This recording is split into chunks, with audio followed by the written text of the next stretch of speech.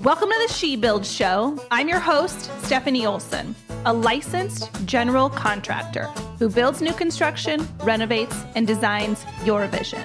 Today, more than ever, we need raw, authentic women who are willing to rise above society's norms, break those glass ceilings, and encourage each other to boldly build the life we were meant to live. So, honey, what are you building? Welcome to the She Build Show. Today, I want to talk about what it's like to kind of be a woman in a male-dominated industry. It's my life pretty much every day.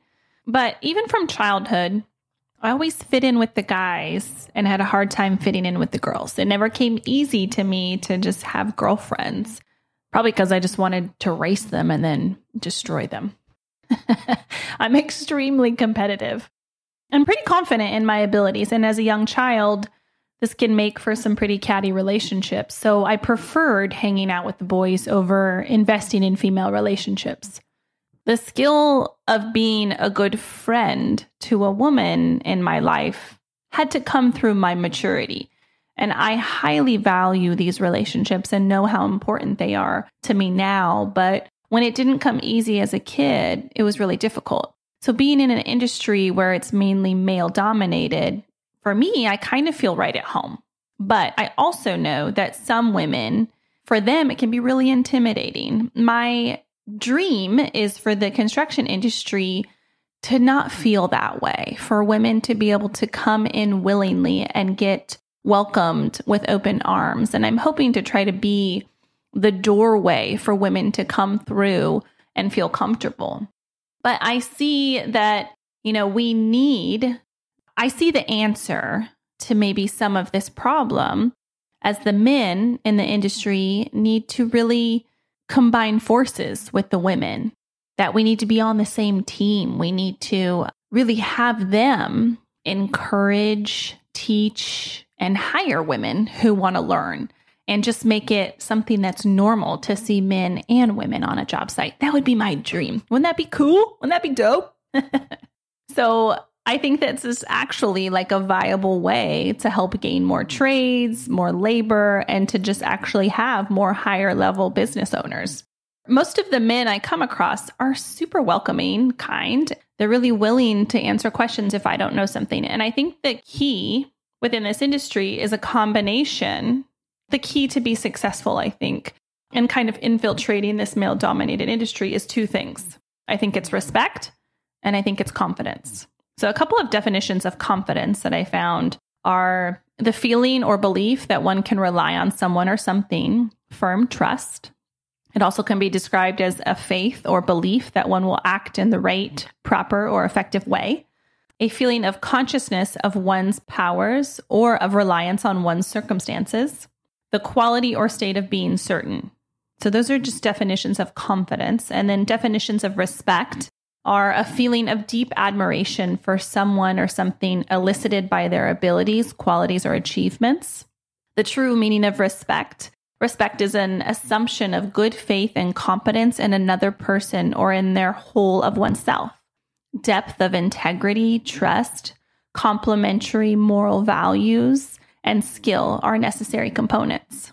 So I just love that the description of all of that is really just comes down to just being a good person and being kind to other people, which is just really the basis of my business.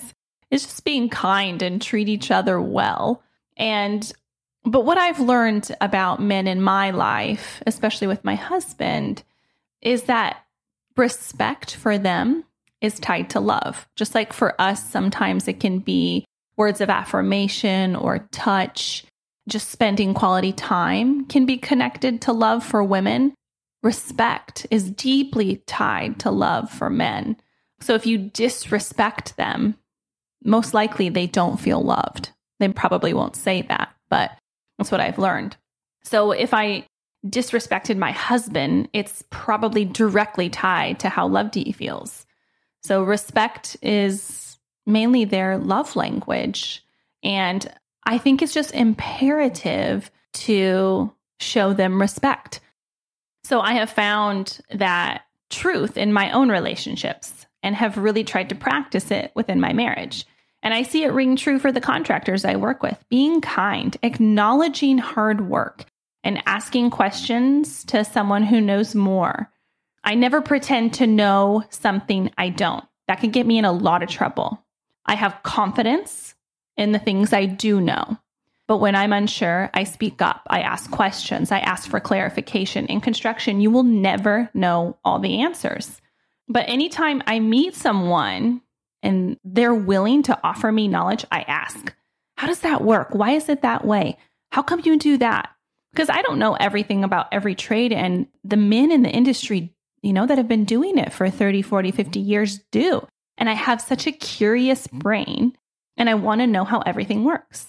And I think I can show respect to them, and respect can be conveyed in asking questions. And asking questions to gain knowledge from someone else. Doesn't that always make you feel good? When you really know something about a topic, and then somebody is really interested in knowing, you feel respected when, let me share that information with you, because, you kind of just get to impart that. And most people want to share that knowledge. And I think that's a really beautiful way to kind of bridge the gap is teach me, show me. I want to know, rather than coming across as some false confidence that I know everything and I don't need you. That's never worked for me. Part of it is just that's fake. But I think just showing respect and asking questions goes a long way in this industry. And I don't ever come across unkind or demeaning or belittling. No man in my life likes that, especially my husband. We don't nag. We don't demean. We don't belittle. It doesn't work. It doesn't work in my marriage, and it sure wouldn't work in my business. And for confidence, for me, that comes through the ability to make decisions and solve problems. I always say that the one constant in this business is that you can count on there being a problem to solve. So if you don't like critical thinking and having problems to solve, then girl, this business isn't for you. That's what construction is, a constant wave of problems, some large, some small. And I think I accepted that a long time ago, that most of my phone calls that I get are issues and issues I need to solve. They aren't calling to check in on me. They aren't calling to ask me how my day is. They're calling to tell me that they have a problem. And my goal every time is to handle that issue in that phone call and not drag it on. I don't want to have to make 7 other phone calls or disrupt a timeline.